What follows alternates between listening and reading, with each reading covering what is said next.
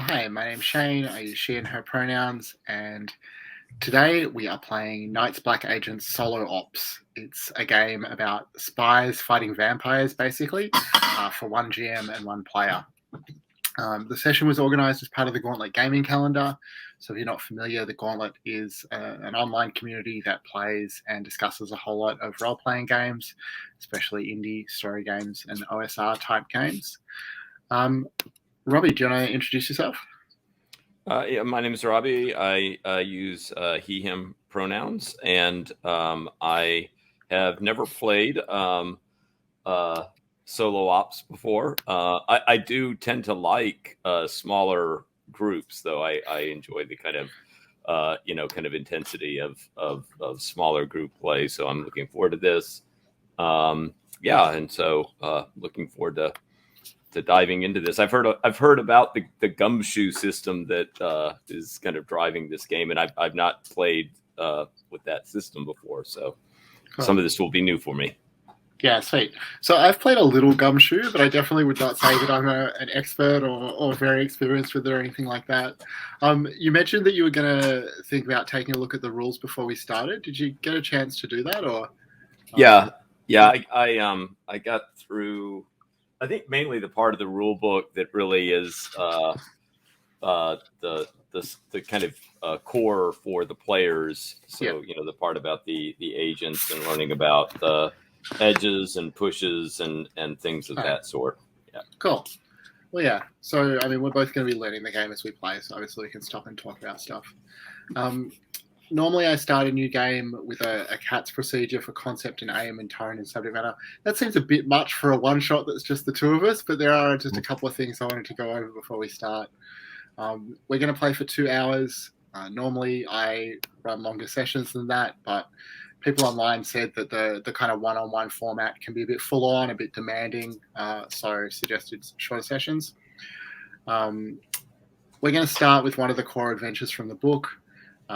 I think I said this in my email or maybe my event description, but I haven't run this kind of game before, so I'm not really sure how much time the adventure itself is likely to take. I'll aim to get us to a satisfying climax in the 2 hours. I think that's pretty likely to happen.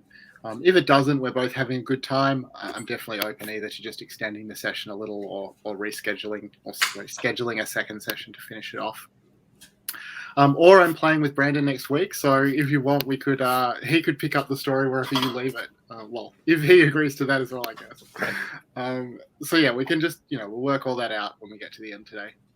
Okay. And I guess also just to add that with this, being a new system to me, do not feel like I necessarily have all the rules completely clear, and I definitely find the way they've formatted the adventure also a little confusing or not super intuitive. So.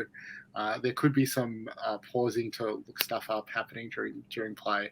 I hope that's okay, but we'll just aim to keep it moving. We are going to use a set of safety tools. So first of all, we're going to use lines and veils. If you take a look in the Character Keeper in the Google Drive that I shared, there's a tab called Safety and Resources. And you'll see that there's a list of possible topics that could come up there. Organised as either lines, veils, or ask first. So feel free to mark any of those, and I'm going to do the same. So a line is a topic that's not going to come up in the game at all. We're just going to exclude it from the story. A veil is something that it could be mentioned in the story, but we're not going to focus on it. We're not going to play it out at any length. We'll probably skip over it or fade to black. And ask first just means, of course, that we're going to check in with each other before that topic comes up in the story. Feel free, of course, also to add any topics that aren't on that list. It's not meant to be exhaustive. And just let me know when you're ready.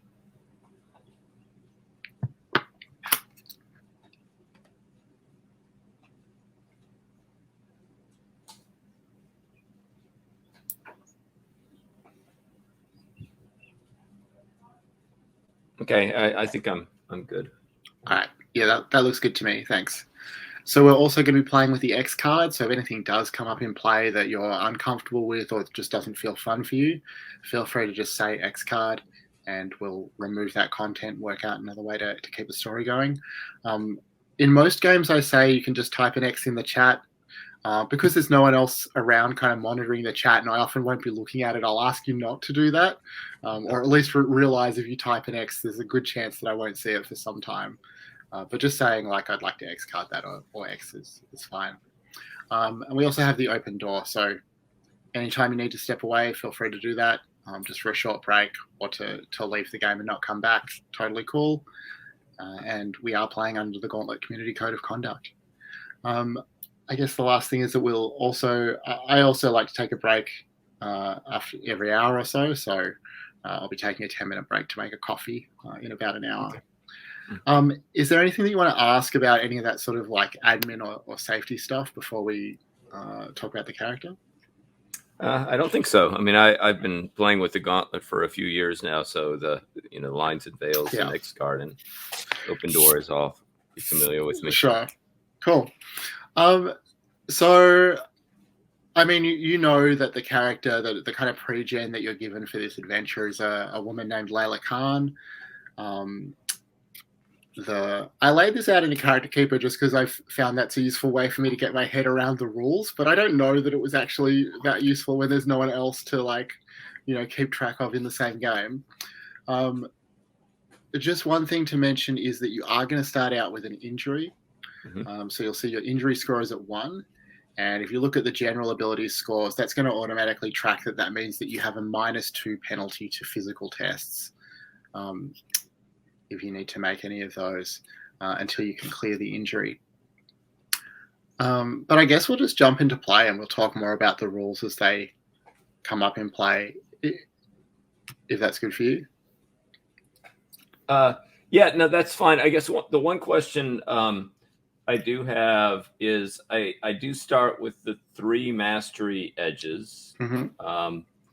And I was trying to remember that I think there was something that, like, if you're moving between, you can swap them in the middle of an operation when you move from one city to another, or when you take a period of downtime. Yeah, that's right. Yeah, so basically they're all just like single use, like bonuses of some kind, and any time that you take some downtime or move to a different city. I mean, that seems weird to me that they express it like that, because presumably if you're moving to a different city, you are like having some downtime, but yeah. Okay, I guess for clarity, sure. Do you want to swap any of them out before we start, or are you happy with the set you've got there? Well, the one that did, because these are the ones that come with the pre-gen. Yeah. The one that struck me as a little bit odd, well, and I guess it would all depend on how long you were planning on playing, was the unshakable, because that's like, if that's like you try to hold on to the edge to the very end of the operation, right? Yeah. I don't know, like starting off, it seems like if I was doing strategic, if I wanted unshakable, that would probably be one I wouldn't start off with, but maybe towards the end of the operation would try to. Yeah, I mean, that definitely makes sense, doesn't it? Yeah. Well, feel free to swap it out if you want. You'll see I did copy them over into the Master Edges tab, so you should be able to move them pretty quickly. They're organized by general ability, so if you have an idea of the kind of thing that you want to be able to do, it should be pretty straightforward to find. Yeah, I might.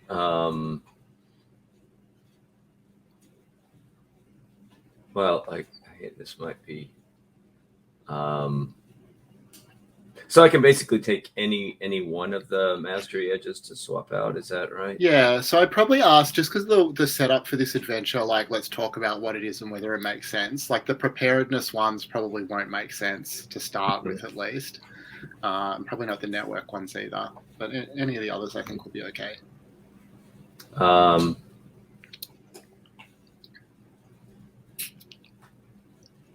So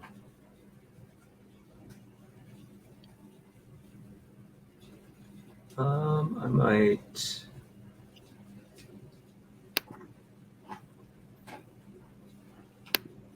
Yeah, some of these would imply contacts already, and I don't know. Yeah, those would make. But maybe I'll do something like.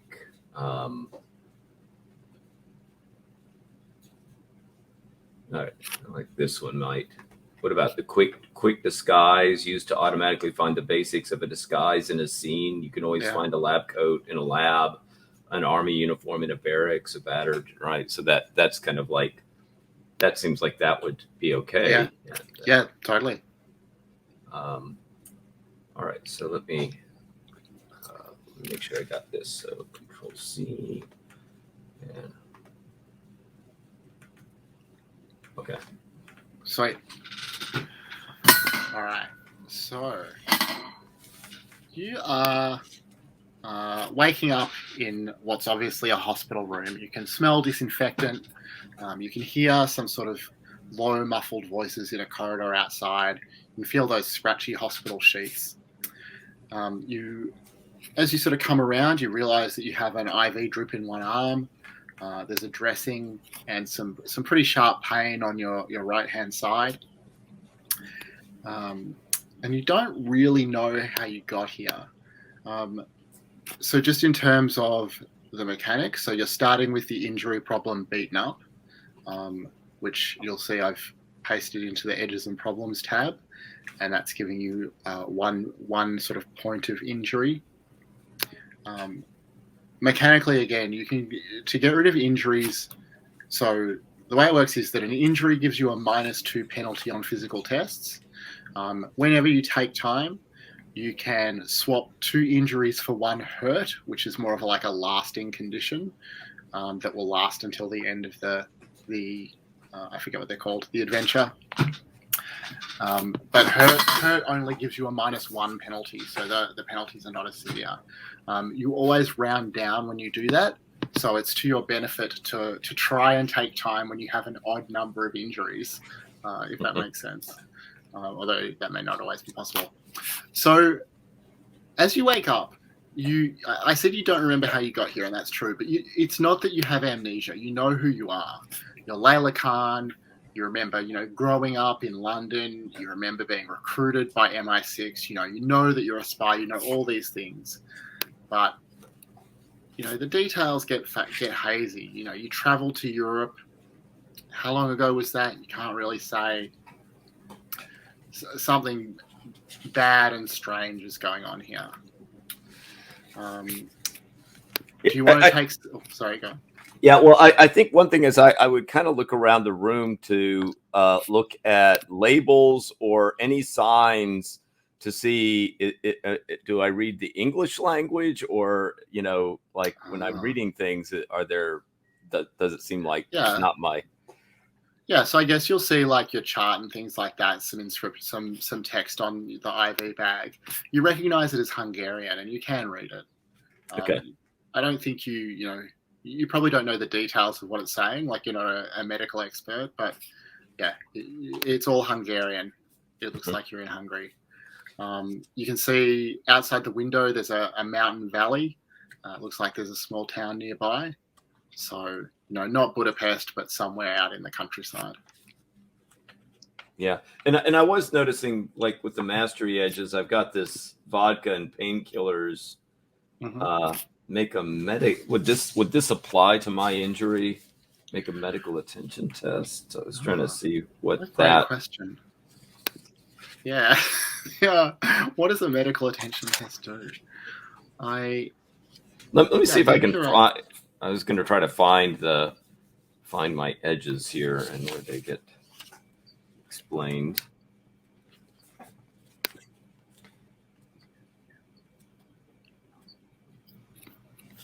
I'm also just quickly scrolling, trying to find the...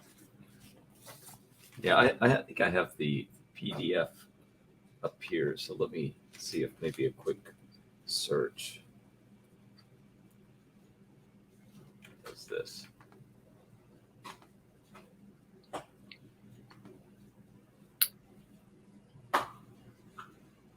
Okay, and a medical attention test is on page 49, it says. Right. Oh, yeah, I just got there. Okay.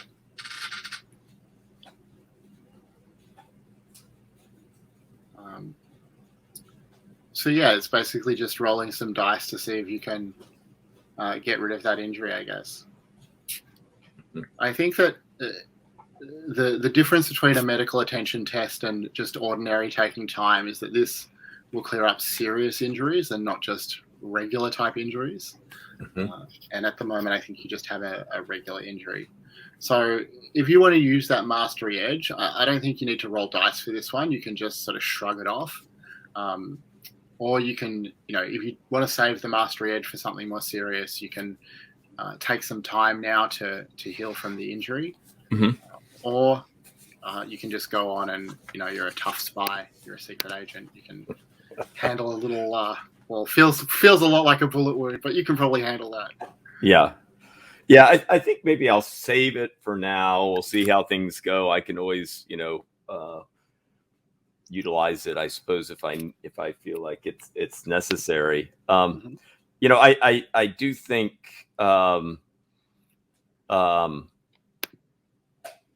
I mean, it's nice being in a bed and I'm injured, but given that my sense is that this may not be actually the safest of places for me. So I think, I'll look at this IV drip and, work on pulling that out and finding any kind of bandage or dressing that I can to, to make sure I'm, not causing more injury to myself. And then I think I'll kind of get up, see if I can, maybe see if I see any clothes around there. But if I don't find any clothes, I'm not going to be particular right now. I think I want to just kind of get a sense of where I am and if I can get out of here. Yeah, sure. So, there's a little closet at the edge of the room, which I guess probably tells you that this is, a private hospital. You haven't been jammed in there with, 10 other patients. You open the cupboard, you see clothes. They look to be yours, or at least your size. You do have the investigative ability notice. So what you notice is that the clothing is all quite new, like not brand new. It's a little scuffled and stained, but pretty new. This looks like it was purchased recently. Nothing in the pockets. The shirt has been recently re-sewn in a place, in a spot looks like close to where you have your dressing. And there are scratches and missing teeth on the zipper of the jacket. It looks like maybe like a big animal attacked you or something like that. You also see that sitting at the foot of the bed is a small backpack and a pair of hiking boots. Yeah, Leyla, I go on and quickly try to put those clothes on, trying to be as quiet as I can. Put the boots on. If I'm not hearing anybody coming in, I'll go on and start looking through that backpack. Sure. So, what do we find inside? There is very little inside the backpack. There's another change of clothes, looks to be a similar style and size, and there is a mobile phone. You recognize this kind of cheaply bought disposable burner phone. It has a 6-digit passcode, which you remember and open easily. There's no calls made on the phone. There's no text messages. The only thing is an electronic note is saved on the phone, and it gives the address of a church in Budapest. It does it, and it includes the phone number as well for that church. This game, obviously, you probably know, is organized around a lot of cards, which are little sort of fragments of text that you get to indicate different things. Here you get an edge called the church. It's edge number 1.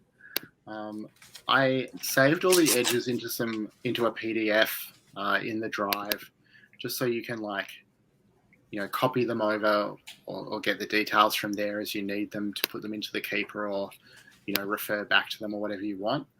I don't know if you necessarily want all the text. It seems to me like a lot of them are just things that you could remember and treat as part of the narrative rather than necessarily needing to write down, but whatever works for you is okay.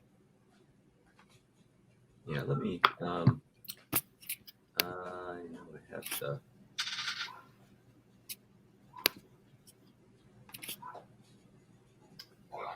What did I do with keeper here? Just give me 1 second. I can post the link again if that's helpful. I think I got it. There it is. There it is. Okay.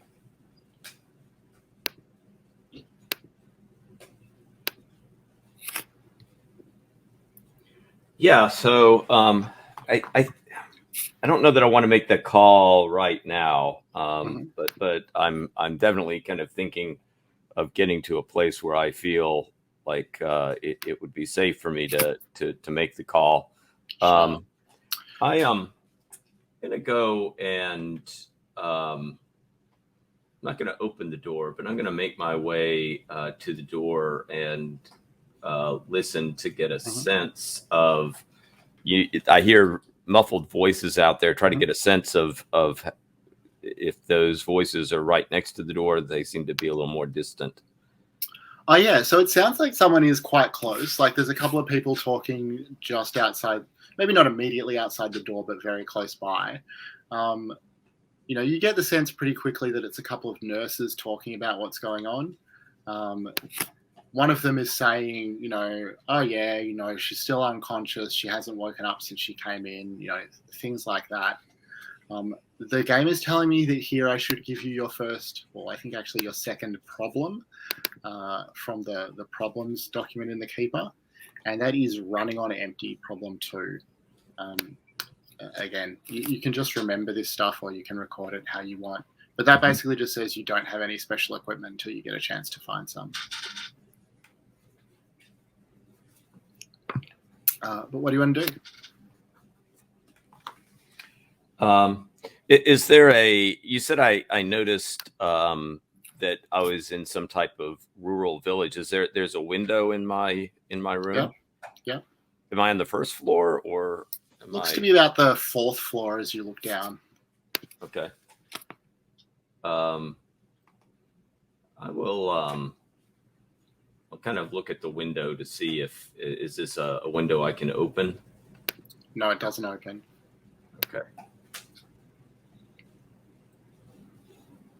All right. So does my room have a kind of emergency button like that you call like a call button? Yeah, call button. Sure does. Do you want to use it? Yeah, I think the play here is going to be to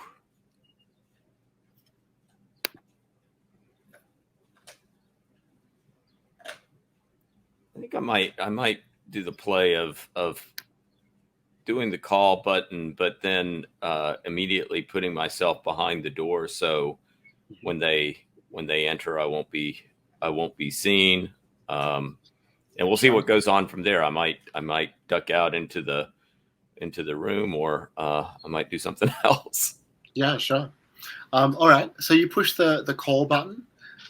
You probably hear like a distant sort of buzzing or whatever as it goes off at the nurse's station, and then one of the voices outside the room stop, and somebody, you know, starts to open the door. From where you're standing, you hear just one person enter the room. She stops as she sees that the bed is unoccupied. I think if she's stepping in, does she clear enough space so that I could slip between her and the outside of the door? I think that you probably need to make a test for that. Okay. What would make sense? Like maybe just a quick test on evasion. Okay. So I think we'll say just a target of 3 for this. So spend one of your evasion dice to roll it. Okay. And I'm in here. All right. So I rolled a 3. All right. So you slip out into the hallway. I think that the nurse will. I mean,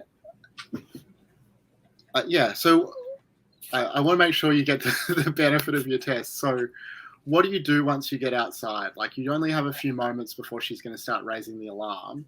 Are you trying to find somewhere else that you can duck into? Are you trying to get to a stairwell? Like what? Well, yeah. I mean, I think the most convenient place that would put me outside of that room and somewhere else. If I immediately see a stairwell, I would probably go for it. But if there's not one immediately there, simply another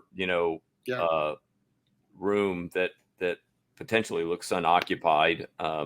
Yeah, I mean, I think that makes sense. Like, just across the hall, there's another room, just like the one you've just exited.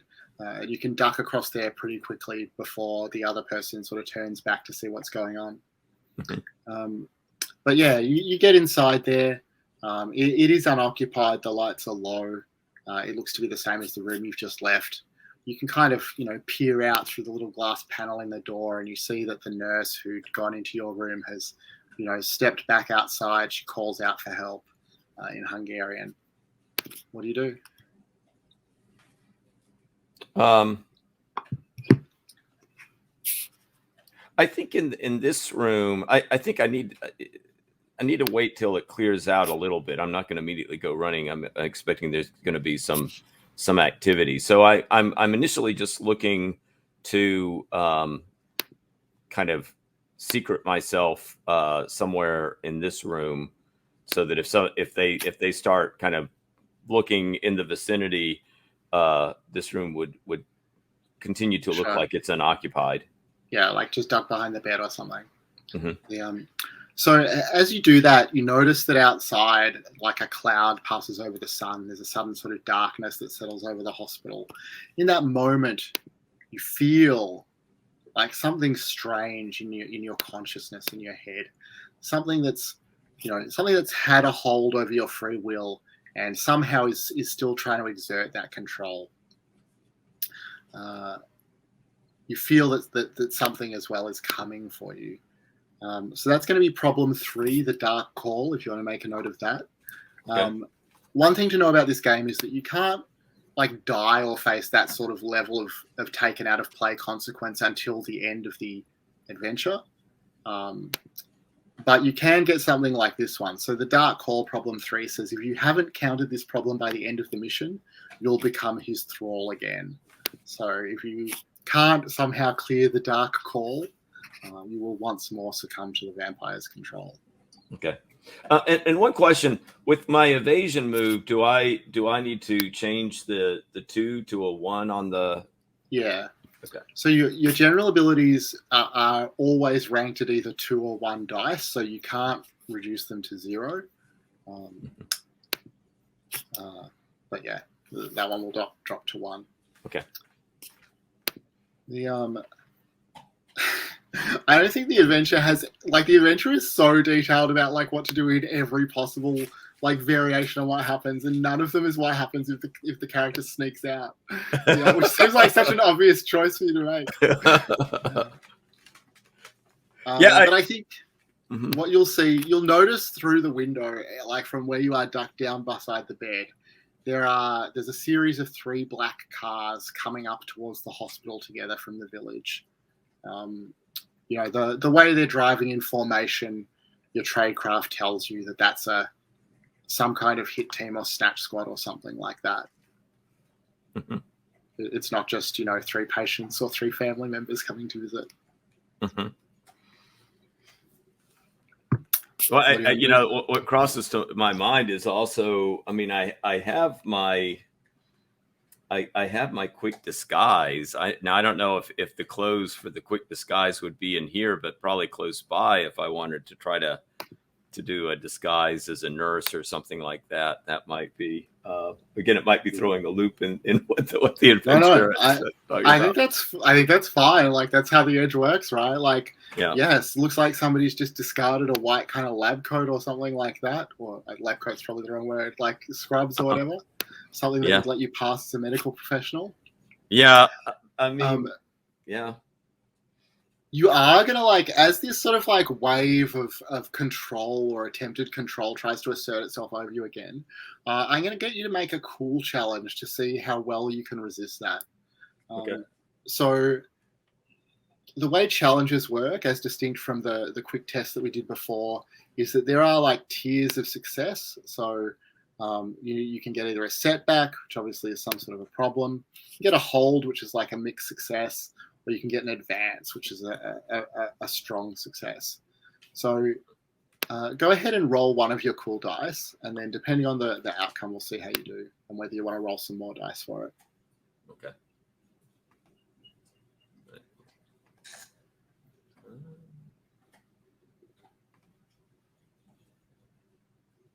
Right. So So the values for the different like levels of success are going to change from test to test. A 3 on this one is a setback. So only bad things. You can decide that that's okay and just go with the consequences of what the setback is. Or you can roll another dice. So in this case, because you hadn't used cool before, you could roll your second cool dice. Some tests will let you use a stunt, which basically is using a dice from another ability, but you can't do that for this one. But you can choose to take on an extra problem, and that will also give you an extra dice. But you won't find out what the extra problem is until after you get the outcome of your roll. Yeah, I think initially I would just roll my second cool dice and see how that comes up, and then because if I'm still not there and I wanted to, I could still use the problem, correct? Yeah, that's right. I mean, the other reason to use the problem, sorry, I'm not trying to talk you out of it, I just want to make sure the rules are clear, is if you finish the challenge, any challenge, and you still have a dice unused in the pool for that ability, you gain a push. Right. Yeah. So, I mean, at the moment you have 3 pushes. You probably plenty. What would you need more for? So. Yeah. I'll go on and just roll the second cool dice for now. All right. Cool. So that brings you up to 4. So that will get you into the middle band of success. That's a hold. If you want, you can use that problem. I guess I should tell you that to get an advance, you need a 9+. So you would need to roll another 5 to get to it. I don't feel that lucky right now. Fair. So I think the hold is probably fine right now. Yeah. Cool. So you're beset by these strange fragmented images of pain and darkness, but you manage to ride out the flashback. Maybe shaking a little, but you're unhurt, and kind of quickly come back to the fact that there are these 3 cars on the way up here. Yeah. I think my inclination is to after I spent that little bit of time getting dressed, with the cars coming up, it seems a little bit more and it's both the cars coming up and this sense of some kind of dread or darkness that's coming over me seems like, okay, I probably would best be served by getting out of here. Yeah. So that's when the phone rings. The mobile phone, I'm not sure if it's still in the backpack or if you put it in your pocket, but it's ringing now. Okay. Yeah. Loudly enough that people are going to hear it from this room. Oh, yeah. Well, I definitely kind of pick it up, probably try to, also use a pillow to muffle it. But yeah, I'll pick it up and whisper. So you don't. Interesting. Clever. You don't. Nobody replies. All you can hear is the sound of like thumps and grunts and heavy breathing. It sounds like there's at least 2 people fighting over the phone somewhere. And then you hear, after just a moment of that, a gunshot, and the phone goes dead. What are you going to do? I'll hang up the phone.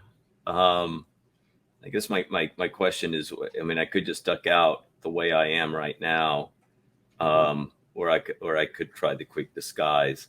I think I'll at this point I'll make a run for it. I'm gonna, but I mean I'm not gonna go completely barging out, but I'm gonna, carefully open that door just a little bit so that I can kind of get a sense of where people are. My inclination would be to try to go in the opposite direction, try to find stairs or some exit. Yeah, so I mean, you have urban survival as an investigative ability, so that tells you that the best exit route is to take the stairs down to the ground floor, find a lightly guarded service entrance or a lightly attended service entrance, and steal a car. The phone dings one last time as a text message arrives. Okay, I would. I'm interested in getting out, but I think before I hit that service entrance, I'd take a second to see what the text is telling me. So it's all caps, and it says, "Thereafter, you get to church ASAP." So it's going to be an evasion challenge to get down to the service to a server's exit. So go ahead. Well, if you want, you can start by rolling one of your evasion dice. Because you haven't taken time yet for this challenge, you can also spend infiltration dice as if they're evasion dice. Okay. And I have one evasion dice still, right? Yeah.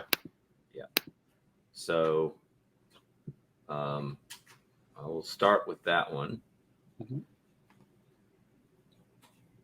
All right. So that's still going to be a setback. So you can use your infiltration dice. You can use your. You can take an extra problem for an extra dice, or there are a few stunts you can use for this one. So you can spend two athletics die to get one die in this, two fighting die to get one die in this, or two cover die to get one die in this.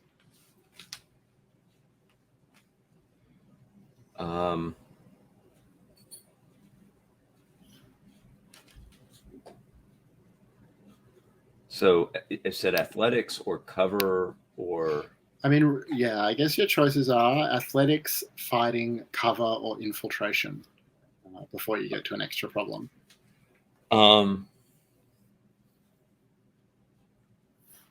I think the one that, I mean, since I'm kind of partially injured, just, kind of narratively, I don't know I would immediately go to a stunt that would require, heavy physical exertion right now with my injury.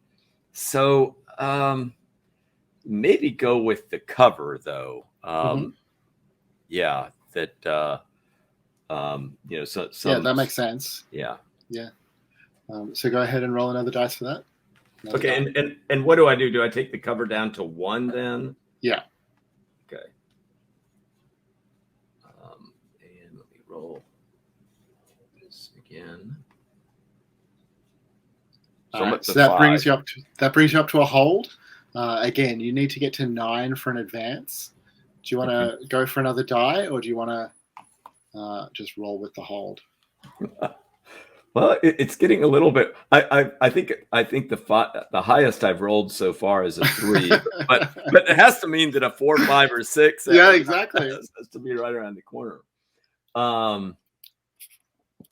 Yeah, I think it might be interesting to try to roll another dice.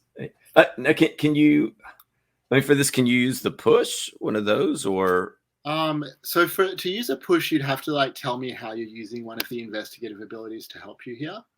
So if you have an explanation for that, then you can definitely use a push for it.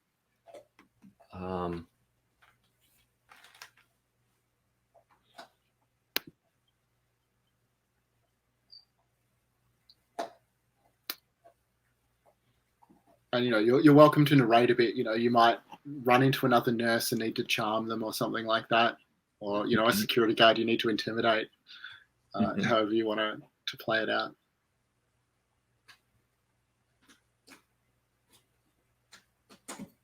Yeah, I was, I guess initially I was thinking of the streetwise, and just that, even though I can't really um, remember specifics, I have, you know, I have had situations I know where I've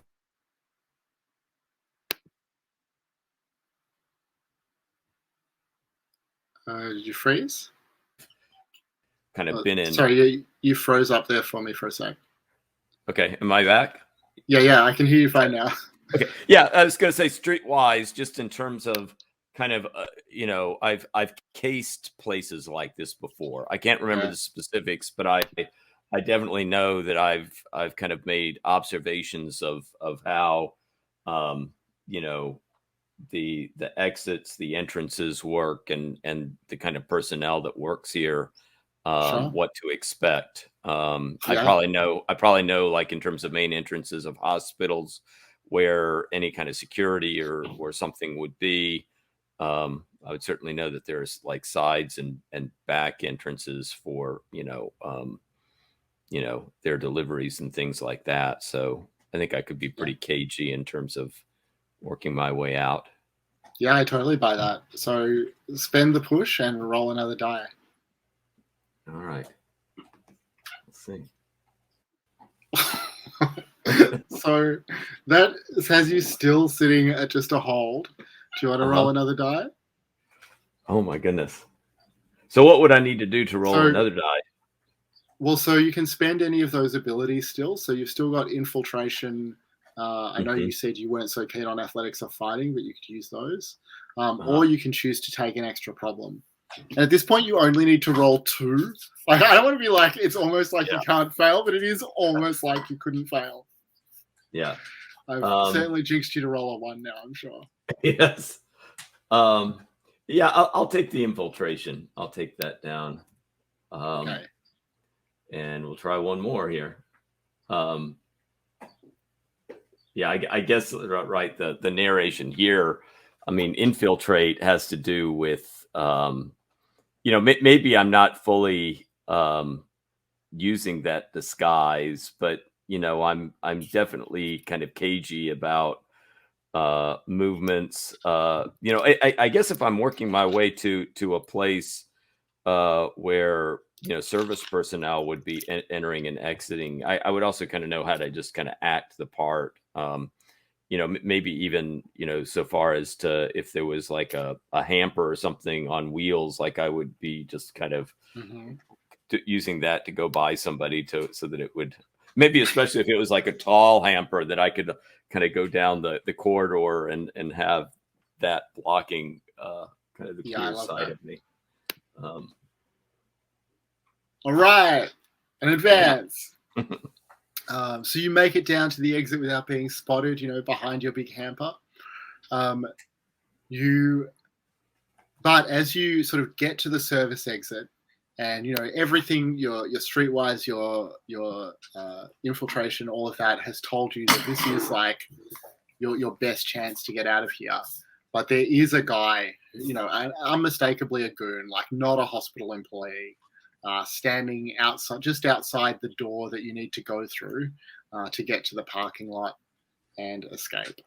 You're gonna have to you have to do something, fight your way past him, do something else. What are you going to do? Yeah, does he I mean, I think I would assess him first. I mean, is this look like a is he more like a I don't know, a physical bouncer type goon, or is he look more like a, you know, maybe somebody who's packing heat, or you know. I mean, you definitely think you can take this guy, like even with a bullet wound. You've taken much tougher guys than this before. Yeah, I mean, I think that he's pretty jacked up. He's obviously had to have that jacket custom made because you wouldn't get shoulders that big off the rack. But Hmm. guys like that are big and slow and cumbersome. You can, Hmm. you could take him out without too much trouble. Okay. Yeah, I think that's what that's what I would do if he, I'd see if I could get up to him without him noticing me. If it does seem like he's going to notice me, I think I would actually intentionally act like I'm weak and injured, so he would kind of maybe make the assumption that I'm not going to be much of a match for him. And they're like, are you trying to deceive him into like taking you somewhere, or are you just trying to like distract him so you can get a good shot in? I think probably just distract him so I can Yeah. get a good shot in, so that Right. he would be relaxed and thinking, oh, this is like the easiest grab that I've ever had to make. Yeah. Right. Nice. All right. So it is going to be a fighting test, but because of the way you've set that up, if you want to spend a push on reassurance, then that will get you an extra die. Now, question on these investigative: when I use them, should they be checked off as well? So just the pushes you need to mark off as you use them. Okay, but the abilities themselves, like the basic use in investigative ability is just that I tell you something. You don't need to mark anything for that. But when you use it to gain some extra benefit, that's when you're going to use one of those pushes. Okay. So I'm going to be using the fighting ability. Now with my injury, I'm at a -2 penalty, but I still have the 2 dice of fighting that I could use, right? And I also have my reassurance that I'm going to be using. So do we start with fighting? Is that the it's up to you whether you start with fighting. Like you can decide just to purely roll with an extra problem if you want. Like you don't ever have to use the core ability. The other thing I should tell you is that because you got the because you got the advance on your last one, you have a bonus die for this challenge. okay. So you can start with the bonus die if you want. That probably makes sense because it's that makes yep. So let me here. Right, so that is a 0.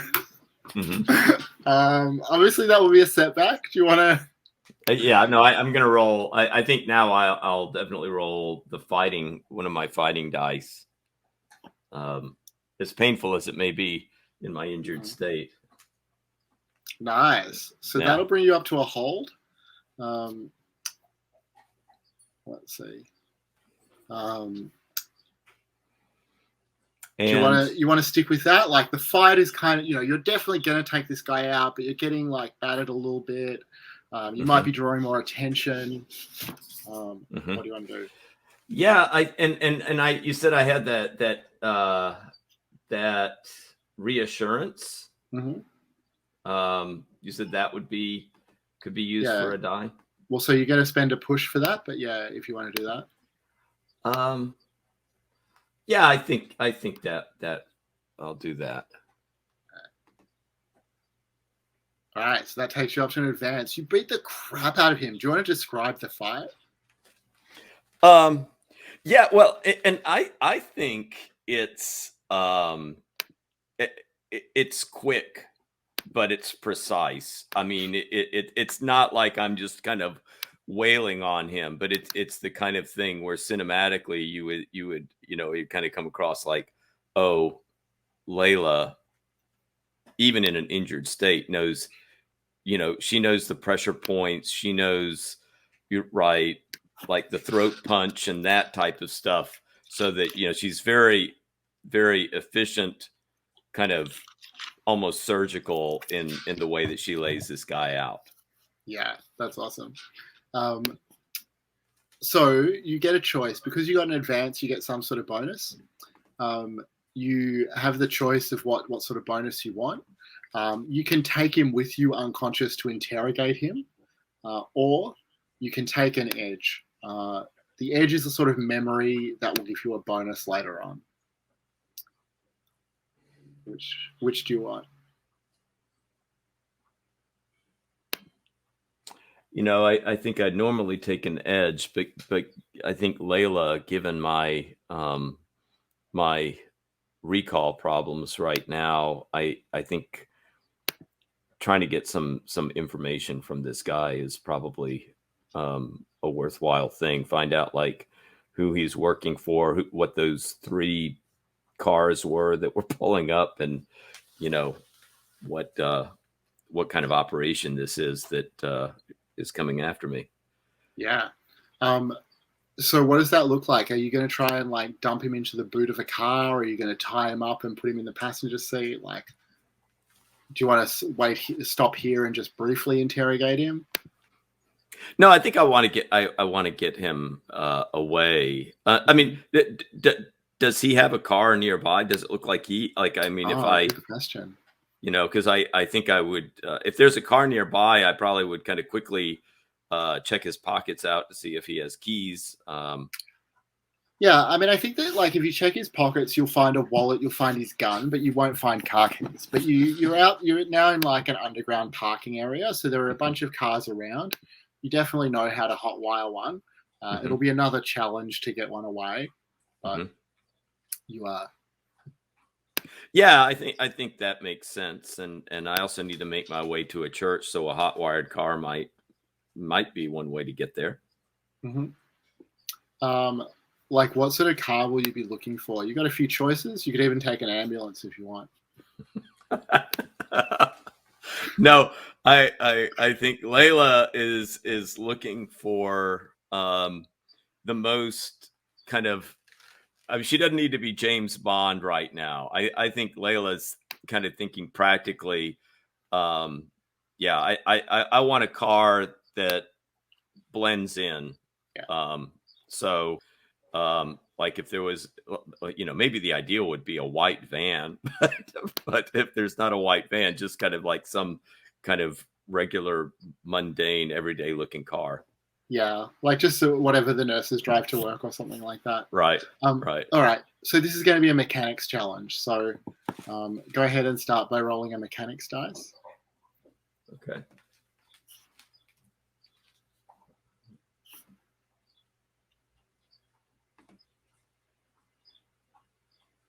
That's a 2. All right. Your traditional starting point. So that is still going to be a setback. You can go with that if you want, or you can gain another dice.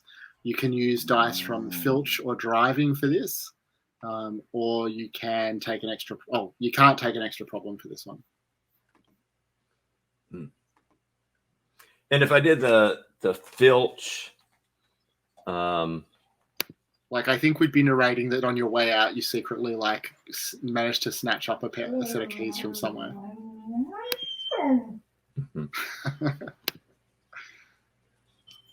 No, I think the one that makes sense would be the driving, right? I mean, that's all right. So go ahead and roll a driving dice. Okay. Or of course, you also have a second mechanics dice that you can roll here.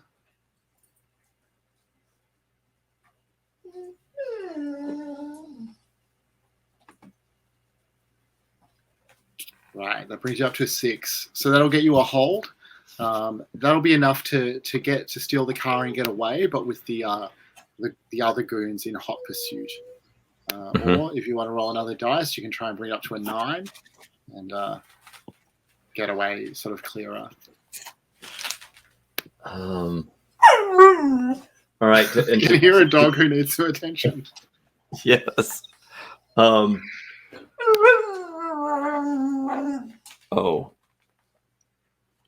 Do you need to take a minute? Yeah, give me one quick second. I'm just going to let them out of the room. Let my wife take care. Come here. Hey, Steph.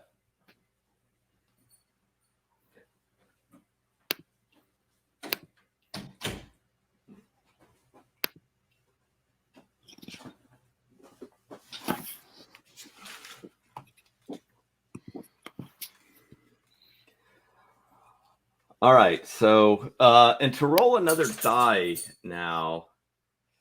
So your options are you can spend a filch die, or you can spend your second mechanics die. Yeah, I'll go on and spend that second mechanics die. which doesn't really hurt me, right? Because you always get one. Is that correct? Well, so the only thing is that when you use a stunt, so when you're like using a die from a different ability to buffer your test, you've got to have 2 dice in that ability to be able to do it. Oh, does that make sense? Right. But yeah, I'll use that other mechanics here. Cool. And God. So that brings you up to a 7. So still getting away with the goons in hot pursuit. You only need 2 more to bring it up to an advance. That's painful.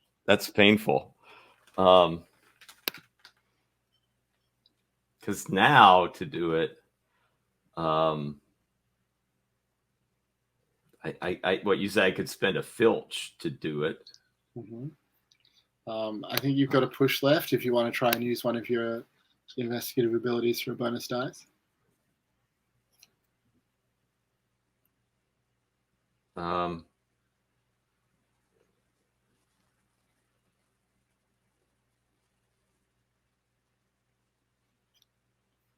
The traffic analysis, what is that ability?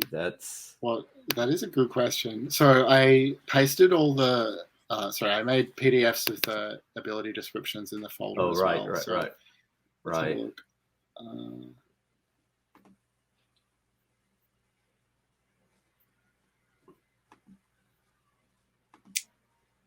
So that's more about data. Signals, intel, phone records, surveillance tapes.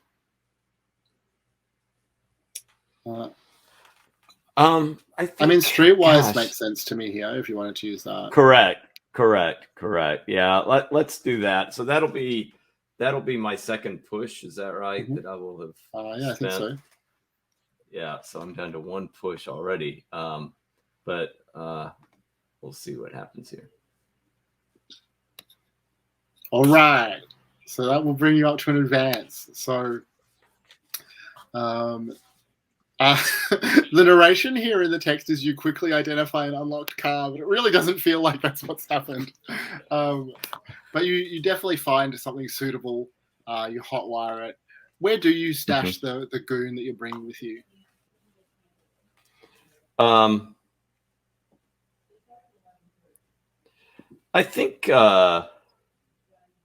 I think I just do the classic thing. I'm hoping to kind of make a quick out of this place, but I'll put them in the trunk of the car. Yeah. Cool. So yeah, you throw him in the trunk, you jump in the driver's seat, hotwire the car, like blast on out of there. You are just getting there like just in time. So as you like race out of the parking lot, one of those black cars you saw is like just on its way in. You manage to kind of swipe it so that you knock it out off the side of the road, and you're able to get away before they can pursue you. You get an edge for rolling the advance. So the edge in this case is called Memories of Sinclair. It's edge 5, and it's the guy that you recognize in the front seat of that car that you knock out of the way. You have this flash of memory. Your old friend John Sinclair, both former British ops, clandestine, both exiles, both thralls of the vampires. You remember Sinclair smiling as he cut a throat, and you also remember his address in Budapest. And you can use this card for a push or an extra die when facing off against John Sinclair later on. But certainly something for you to think about as you drive on out of here. Look, we're almost at the top of the hour, and it seems like a natural break point because you are getting away clean at this point. Let's take a 10-minute break. Okay. All right, Sounds good. Okay. Ready to keep going? You're muted. So you're muted? I'm trying to keep track of like the abilities that I've used. Did I use a filch on the last? I don't think that you did. Okay. All right. So I think you had the option, but you decided not to. Yeah. Okay. Cool. So yeah, Oh, sorry, go on. And I think I think if I do make the getaway, I do have that the edge 2. No, I'm sorry, it's the time for some answers, right? Edge 3, is that the one that I would have for the goon in the car? Oh, that sounds right. It sounds like you're more on top of this than I am. Let me just Right. open it up.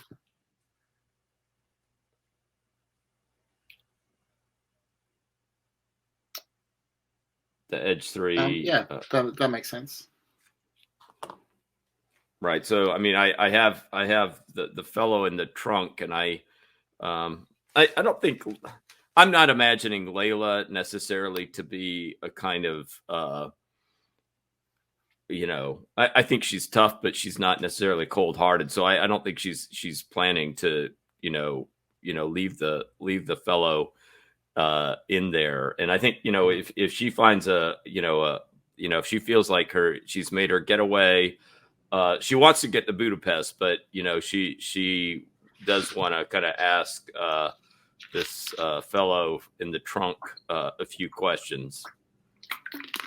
Yeah, so I mean, like it's late in the afternoon as you leave the hospital, so it is getting dark as you drive towards Budapest.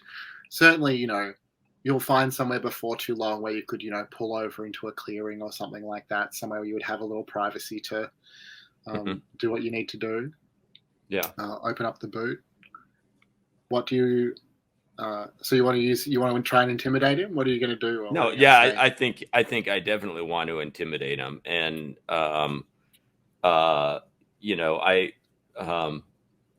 he doesn't know exactly how far I'm going to push things. He obviously knows that I can lay him down pretty effectively. And I think you said he had a gun on him, that I have a gun now. And so, I think I'm going to,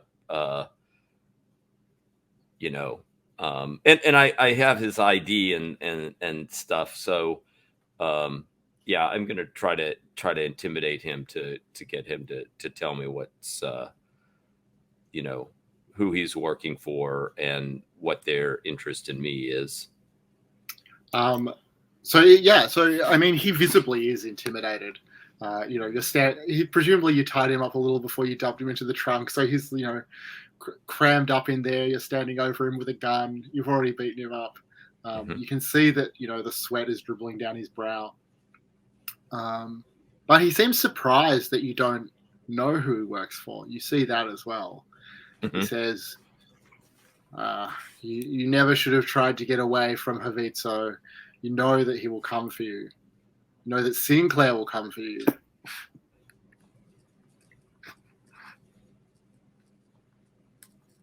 And I know the name Sinclair. Now, who's the other one? You said Havitso, spelled. Hang on, I'm just going to type it into the chat. I'm probably butchering all these European pronunciations. Oh, okay. Yeah. But yeah, the name Havitso doesn't really ring a bell for you. Maybe it sounds familiar.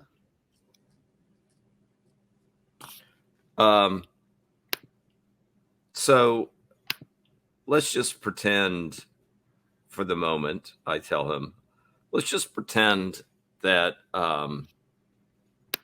I needed all of this clearly spelled out to me. Spell it out for me. Tell me about Havitso and Sinclair. What do you know? Yeah. He's starting to put things together. You can see that he's realizing that, you don't remember everything. He says, well, you know what Havitso is. He seems reluctant to say it. Okay. Yeah, and with this card, it says I can discard it for a free push on it of intimidation as well. So I think I think I'll do that and just say, look, I don't have time for you know, innuendo or roundabout. Just pretend that I'm not who I am, and that you had to explain to somebody what the situation was with Havitzo and Sinclair. What do you want me to say, Leyla? That he's the most dangerous of all the vampires? That he has a network of minions spread across this city and this continent that will surely be coming for you even now. And let's say that I needed you to spell out the relationship between Havitzo and Sinclair. Havitzo recruited Sinclair just like he recruited you.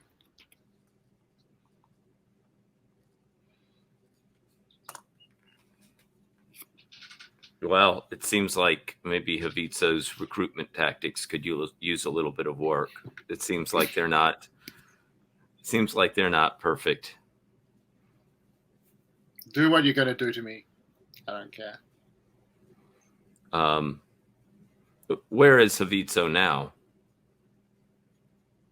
He looks blank. He clearly doesn't know.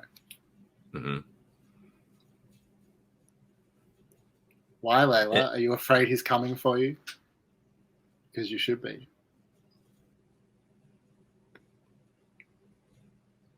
Well, I've been through quite a bit, so I don't know what else Havitzo could throw at me that I haven't faced before. I think, I think she's, Layla's looking at the car, clearly thinking, okay, I got to get my way to Budapest. I'm gonna leave this goon. I'll take his gun. I'm gonna take. Does he have anything else? He has his billfold. I'll take his billfold. Does that have some money in it? A little. Yeah. If there's anything else, that seems. Yeah. He's not going to have anything very substantial on it. One of the ways this game works is that you have a general ability called preparedness that lets you establish that you picked up something earlier that's convenient. So if you want to use that later on to say he had something that you need, it's going to have to be something pretty small and plausible for the kind of character he is, but you can do that. Yeah. So I'm going to, kind of rifle through his pockets, take what I can. I'll leave him tied up somewhere so he can't immediately get away, but also probably somewhere that eventually somebody would come across him. It's getting to be night, so maybe some business that was already closed, where I knew that in the morning somebody would come to open up the shop or whatever. Little road stop that's closed for the night. When he realizes that you're going to leave him, he starts desperately begging you, saying no, please, you've got to kill me. You've got to kill me. Havitzo is going to find me here. Don't just leave me like this. And I think Leyla just says, "I weep for you. I weep." And then heads off in her car for Budapest. Oh. So I want to talk about some of the options you have here, but I also just wonder tell us a bit about how Leyla is feeling at this point. It's been quite a lot for one night. Yeah, well, it is quite a lot for one night, but I think Leyla, she lives for information, right? She didn't know, first of all, she's forgotten so many things, and now it's well, I may be encountering dangerous people and learning about dangerous people, but at least it's something that I can latch on to, right? At least it's something that kind of helps to orient me, and at least I have I have the name of a church in Budapest, and I've got a memory about Sinclair, as awful as that may be, but at least it's at least it's pieces of a puzzle. Yeah. Which is better than no pieces at all. Yeah. So I mean, it is a long drive, so I think this also counts as you taking time. So if you want to swap out any of your mastery edges, you can do that, and you can also just, because I think you only have one injury, you can just clear that because you convert it to hurt, but it rounds down. All right, so the injury goes away. Yeah. Is that what you said? Yeah. Yep. Okay. Do you think, like, does that represent like Leyla just sort of toughing it out and shrugging it off, or is she stopping to, do a little field dressing, or what's happening?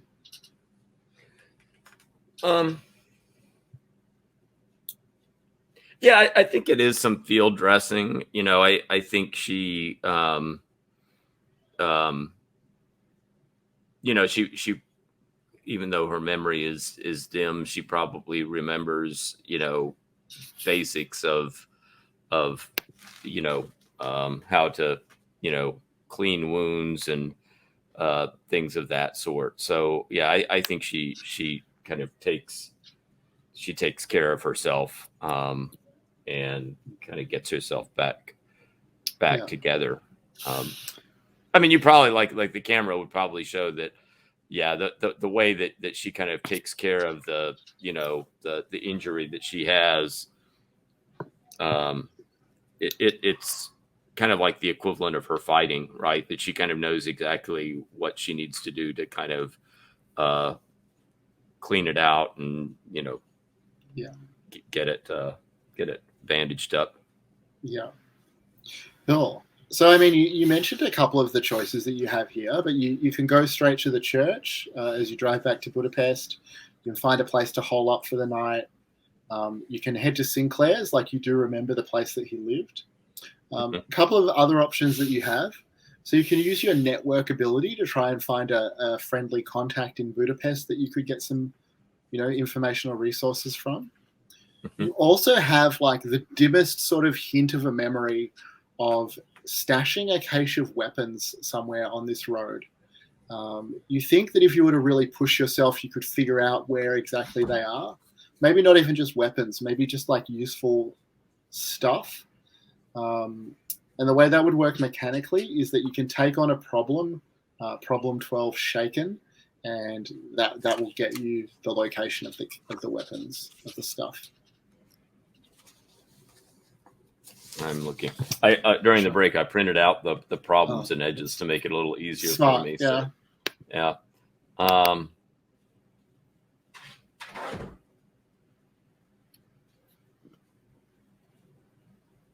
yeah.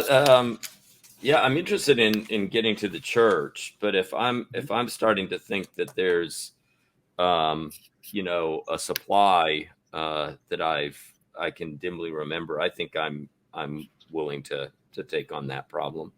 All right, cool. So what does the problem say? Your head feels shattered, fragments of memory, glimpses of previous missions, snatches of voices, the taste of blood run through your brain. You're close to breaking.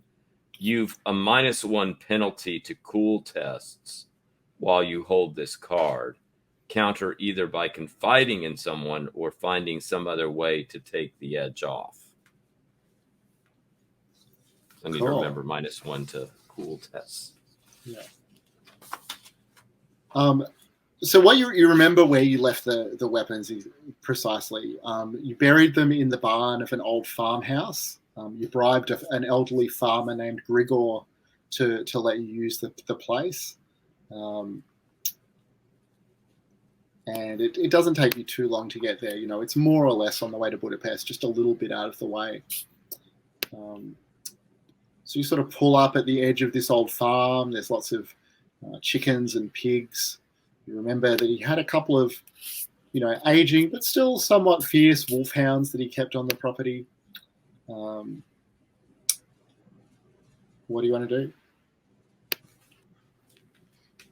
Yeah, does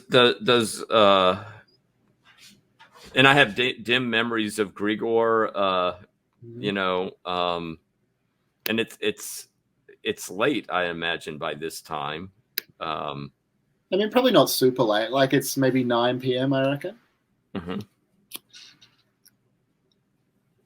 Yeah, so I think Leyla says, Grigor, I've come to retrieve my stuff. I appreciate you holding them for me. Yeah, so I mean, you see as you approach him that he conspicuously like reaches into the top of his shirt and draws out the crucifix so that it's like openly displayed on his chest. Mm-hmm. But he nods. He sort of pats his wolfhounds.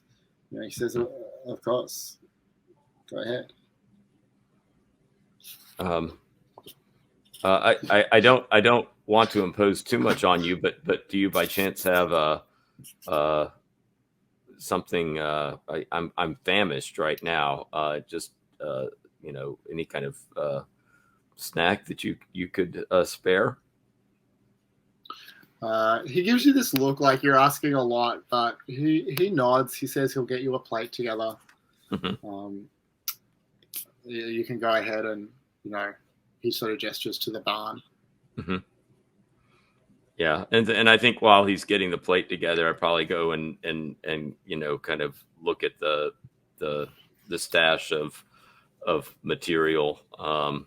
Probably just start putting it in the car. And yeah.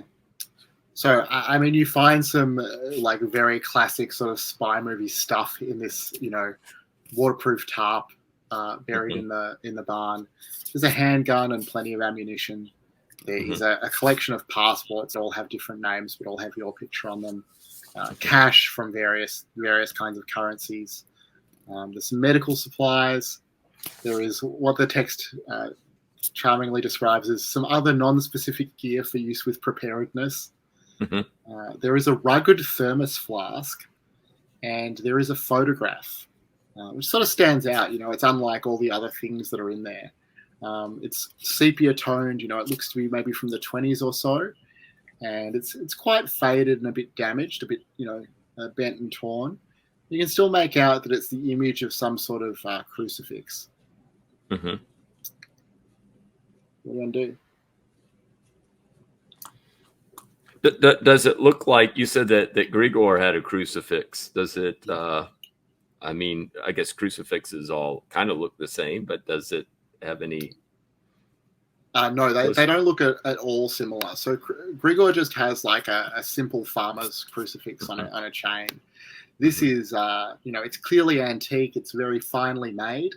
It looks like it has some kind of a glass vial built into the crucifix. And, it looks, you would say, like there's something in the glass, but not so as you could tell what that would be, in the faded old photograph. And it looks like it's sitting on a cushion, like it's in some sort of museum display or something like that.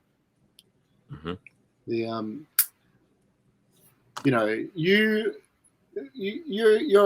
quite good at certain kinds of investigation, but you don't know so much about things like history, art history, the occult, things like that you would need to really figure out what this is. But you do have contacts, so if you want to get on into Budapest and try and find someone who can help you out with that, that's also an option. Yeah, no, I think that sounds good, and I think I'll take the food that Grigor provides me and continue to make my way to Budapest. I imagine that I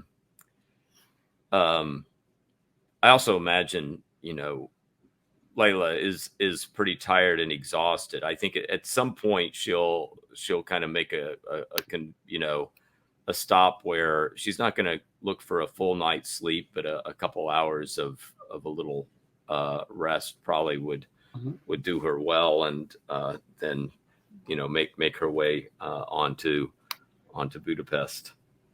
Cool. So you also pick up an Edge 11. The rosewater flask is one of the things that was in the collection of supplies.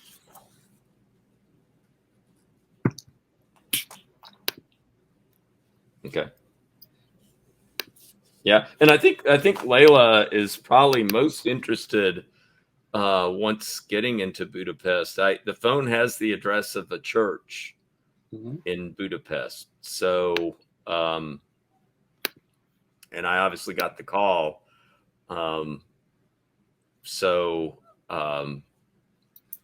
Yeah, I'll try to make my way to the church. All right. Bear with me for a sec.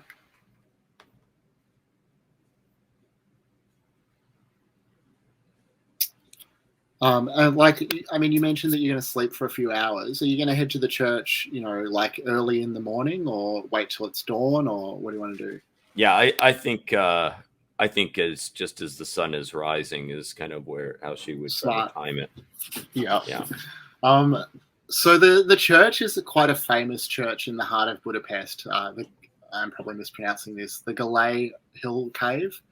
It's an underground chapel in a cave network on the banks of the Danube.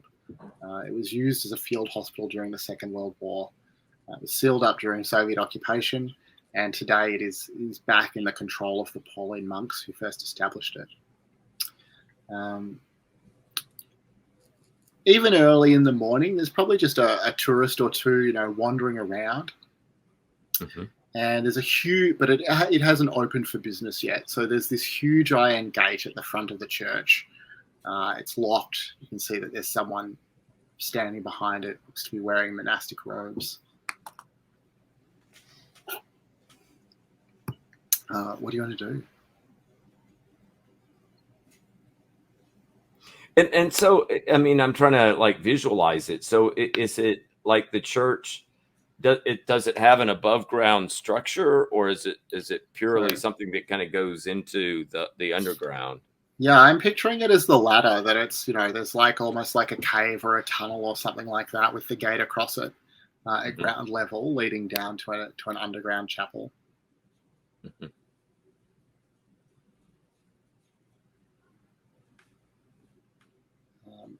Are you watching from cover? Are you trying to be a bit sneaky? Are you just walking right up? What are you going to be doing here? No, I don't think I would walk right up. I think I would kind of get there and put myself in a location where I wouldn't be calling attention to myself, but where I could kind of get a sense of what this place was, what kind of movement was around there. What the situation at the front gate is. Probably pretty quiet, I would imagine, at this moment. Yeah, definitely. Yeah. Yeah, I mean, I'm not sure. What do you have, notice or something like that? The people who are around here really do appear to be tourists, with the exception of that figure at the locked gate. He has the look that he's waiting for something. Mm-hmm. But you don't see, I mean, apart from him and however you might interpret that, you don't see any signs of trouble particularly. Mm-hmm. Mm-hmm. And is he outside the gate, or is he on the inside of the gate? I think he's sitting just outside the gate. He has a little chair pulled up. He's quite old as well. Mm-hmm.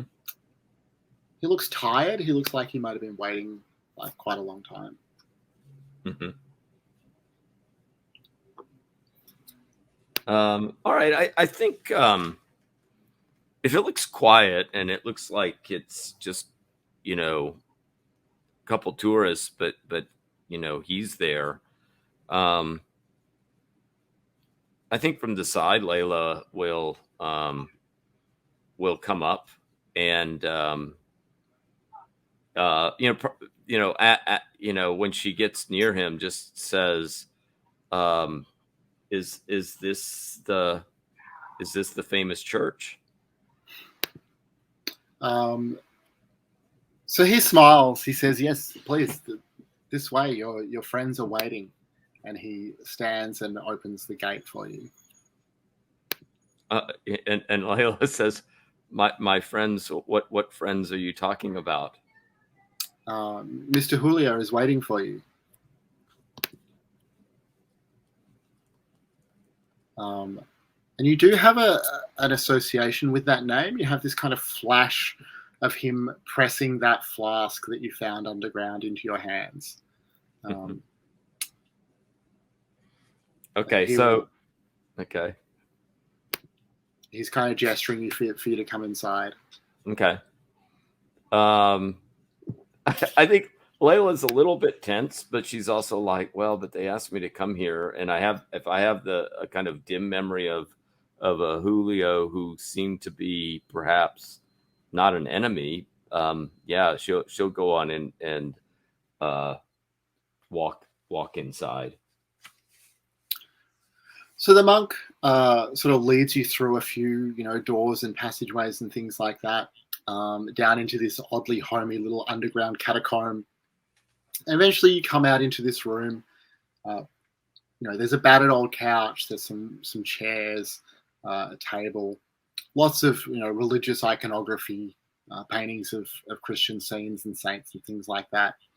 And there is a middle-aged man who thin, looks kind of nervous with thick glasses, who stands as you come into the room.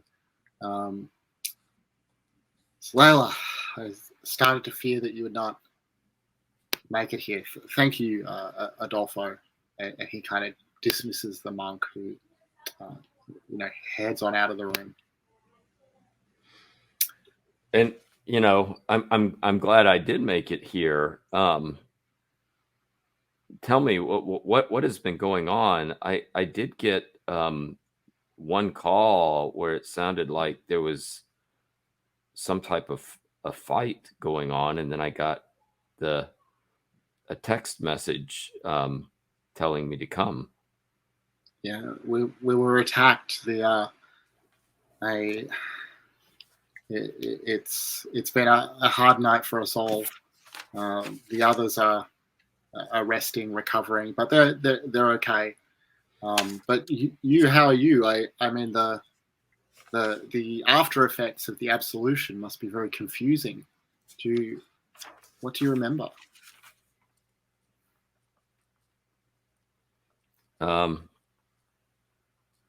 Well, to be honest, I don't remember much. I woke up in. I mean, would Layla know the name of the town that she woke up in, like when she was driving? Sure. Yeah. I definitely buy that she, saw it on the sign as she left town or something. Yeah. So I just say I woke up in a town in, and then made my way over here. But before I left, I know that, Javito and Sinclair were coming after me.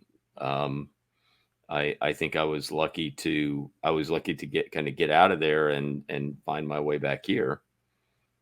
Yeah, he nods like none of this is a surprise to him. He says, "Well, I mean, some of this may be hard to believe, but I will tell you what I know. There are dark forces, the Linear Dracul, who have reigned from the shadows throughout the centuries, and there are those of us like myself who oppose those monsters. You fell under the sway of one of these monsters, a vampire named Javitso. Kind of looks at you to see if that name rings a bell, and then continues. Vampires can mesmerize their victims, force them to obey, and I'm sorry, this is what became of you. You were his servant. You did unspeakable things, but we were able to discover a way to undo this unholy baptism, to free a victim of the vampires from their control. The process is, arduous. We thought that you were the strongest, the most likely to survive the process.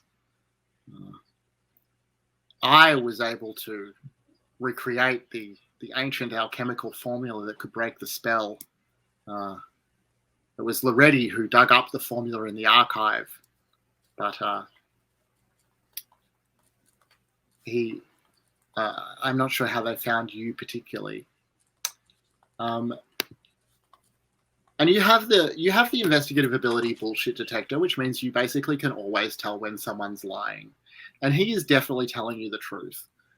But if you want to spend your last push on bullshit detector, you think there might be some extra information that you could extract here. What do you want to do? I think before I do that, I think I want to show him the photograph and say, look, I was able on my way back to get some of my supplies, and that I came across this, and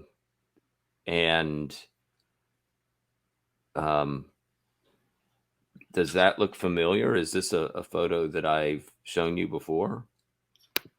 The Sikaran crucifix? You don't remember.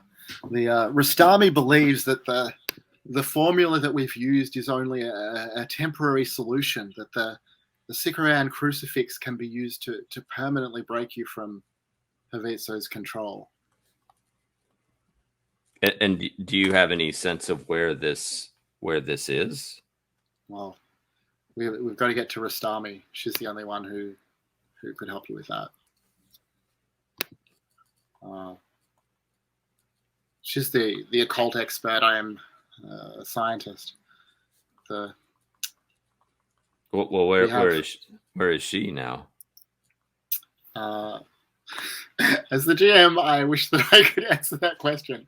The plan is to get you out of Budapest to meet with Rastami before Havitso's allies can come for you. We have, friends. I have friends who are coming to bring you to the airport. We should go. Yeah. Mm-hmm. Again, you think that he's telling the truth, but he does seem unusually nervous about things, like he's under some kind of duress here, beyond the obvious stress of the situation. Yeah. I mean, if I'm getting that sense, this would be a push. Yeah. I'll I have one. Let me see if there's anything else. Let's see.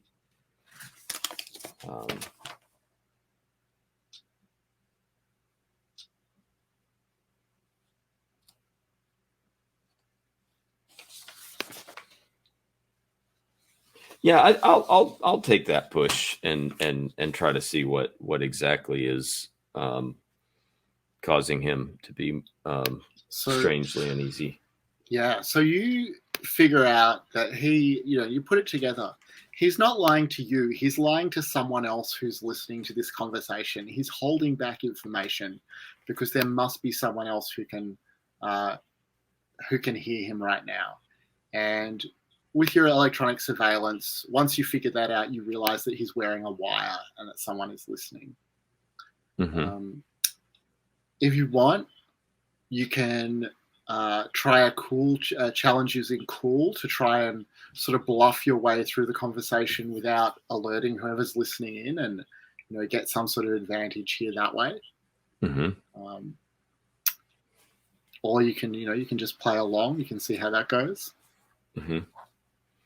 No, I don't think I would just. I mean, I could obviously without. I could probably indicate. Oh, right. I could point to exactly where that that surveillance was. But yeah, I think. I think I'd try to do something to kind of get some information out of him in a way that he could not, give it away that I had noticed the electronic surveillance on him. So you can make the cool challenge. So start by rolling a cool die, or if there's another die that you want to use. And I have -1 to my cool test now. Right. So. This, just to let you know, this challenge does not have any. You don't have any pushes left either. So there is no way that you can gain any more dice on this. So you're just going to be rolling a d6 -1. But I have two cool, right? Okay. yeah, but whatever I end up with is going to be, I'll have to have a -1 on it. So So just start with 1. If you get a Mhm. 6, then that might be enough. Yeah. All right. So this die roller, when you're off it enough, it tells you have to get back on. So here we go. Oh, yeah. Second. All right. So fingers crossed. We'll see. We'll see. Oh! I guess all I'm successful is like maybe indicating that I know you have a Yeah, and you see that his like eyes bug out. He's about to lose it completely. Do you want to roll that second die? Yeah. It was a 3. Oh my god. Julia snaps. He tears off the wire as you point to it, and he screams, "It's a trap! They have Loretti already!"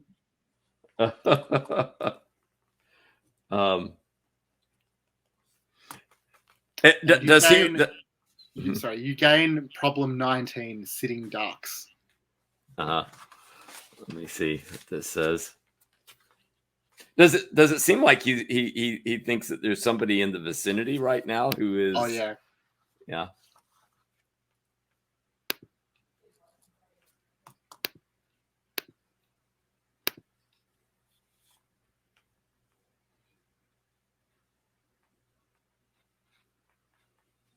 Okay, so I think with him in this state, the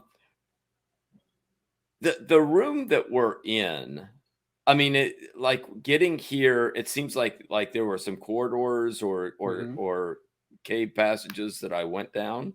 Mm-hmm. So I think I'm going to try to just initially make a dash to get out of this place and get myself into a different passageway and room. So sorry, you're trying to find a hiding place, or you're trying to get out the way you came in? I don't think I'm gonna go out the way I came in. I think I'm just trying to find myself a hiding place right now. Yeah. So I mean, I think you can just do that. So there's lots of little nooks and crannies. You can find a place to hide yourself, but you're still going to have to get out of here. There's definitely, you have that feeling there's bad people coming your way. Yeah, well, I think if I feel like I can kind of get around a little bit, I think maybe this is the time to use my quick disguise. Like, I imagine Julio and the monks, all right, that they're wearing a specific getup, and I think I'll find some kind of monk like robe, a monastic habit. Yeah, right. I don't know if habit's the right word. Right. And so should I just go in and check off the quick disguise? Sure. Edge. Yeah. And it says yeah. Sorry, go on. Well, it just says and I find whatever disguise I need if the clothing is available, and then I automatically hold on one cover test with that. Yeah. Okay. And I mean, what you figure out as you sort of, as you look for a hiding place and as you, find your disguise, is that even in disguise, like it's going to be a little easier, but you're still in a lot of trouble. There are only 2 ways out of here. You can head deeper into the catacombs. Those tunnels must come out somewhere. Or you can head back out the way you came in. Maybe you can sneak out now that you have this costume, but it's still going to be tricky. You could try shooting your way out, but that just seems like inherently a bad idea. Yeah. Yeah. What do you want to do? Yeah, I'll make my way towards the front now that I'm in the monkly habit. I'm assuming that at some point they open up the gate that tourists want to come in. So I mean, the gate will open from the from the inside without a problem. Mhm. It's more about, you have the sense that the bad guys may be getting closer, that you've got to sneak Mhm. out without them spotting you. Right. So that's going to be an infiltration challenge. Okay.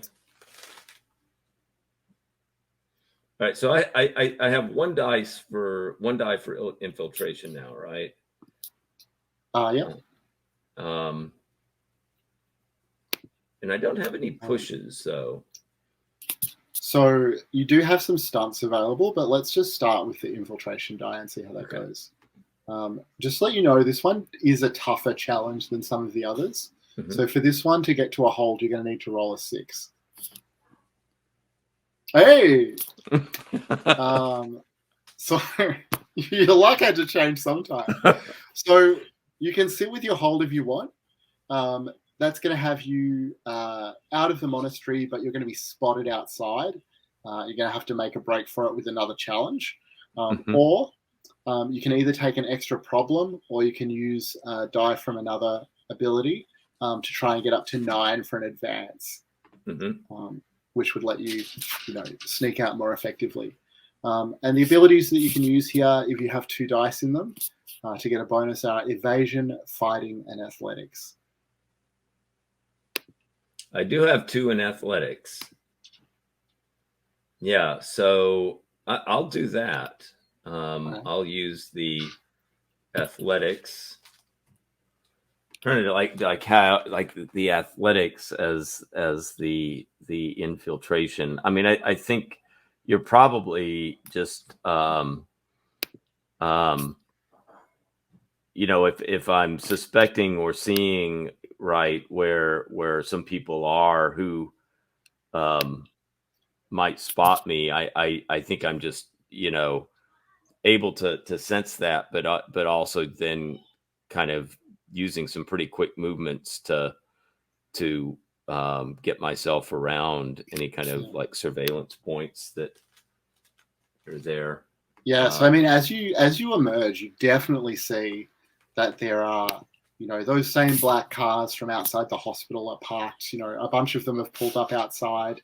There are, agents, whoever they are, goons, walking around. Looks like they're, checking out the tourists, looking at who's around. They haven't noticed you yet in your monk habit. That's not what they're looking for exactly, but right. it could be close. So go ahead and roll that die. Got a 4. So, well, do you want to describe how you evade them? Yeah, I think the final part of the invasion of the evasion is probably. But I imagine that right that there are right in this area there are like these streets with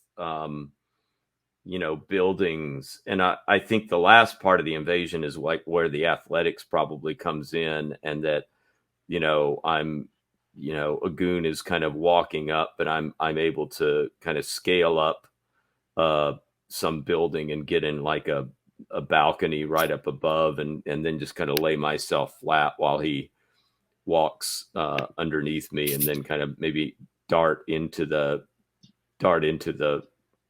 building and kind of find my way out the back. Yeah, absolutely. And then, just sort of disappear into the streets of Budapest like a ghost. I think because we're almost out of time, that might be where we finish up for today. Okay. So I'm just going to stop the recording, and then